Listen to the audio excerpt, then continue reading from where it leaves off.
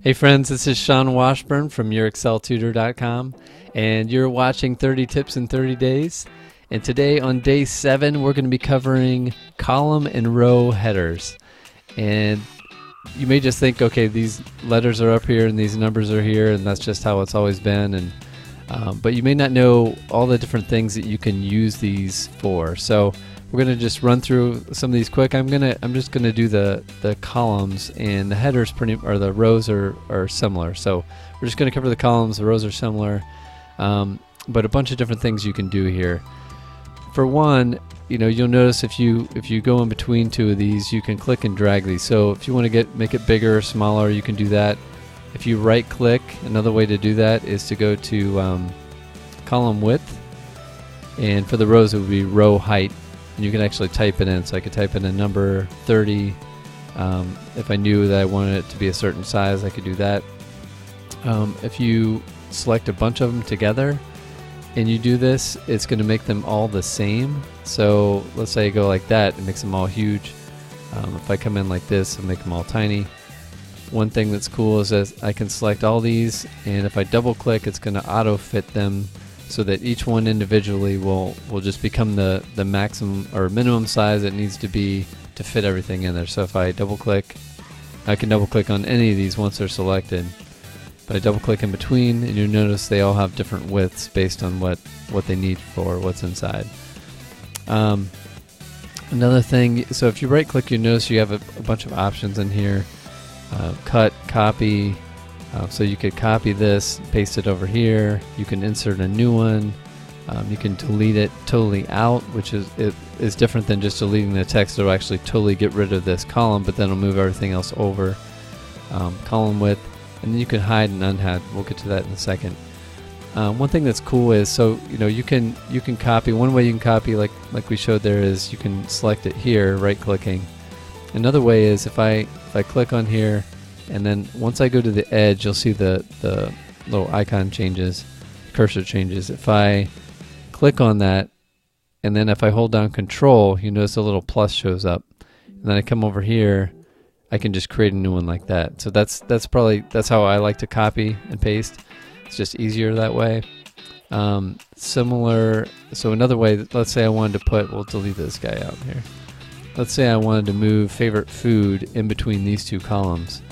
I used to always do this. I'd go over here, I'd right click, I'd go insert, then I'd go take this guy, and I would click and drag him and bring him in there. And you can certainly do that, but a year or so ago I found out that you could, if you clicked here and you held down shift, so I'll click here, when I hold down shift, notice that I start to move it, instead of replacing what's in there, when I hold down shift, it's actually going to stick it in between two of the columns. So now I'm coming over, I still hold down shift and I let go of the mouse, and it'll drop it in there. So that's definitely an easier way to move stuff around. I can do that again like this. So there's some of the options there. If you ever wanted to highlight all the columns and the rows, and maybe you wanted to auto fit stuff to fit it in there, if you click in this upper left corner, it's going to highlight all that. And that's where you could come in here and you could do the same thing. It's going to highlight all the columns here, all the rows. So whatever you do to one of them, it's going to do it to all of them. So it's a quick way to capture everything together. And we talked there briefly about hiding and unhiding.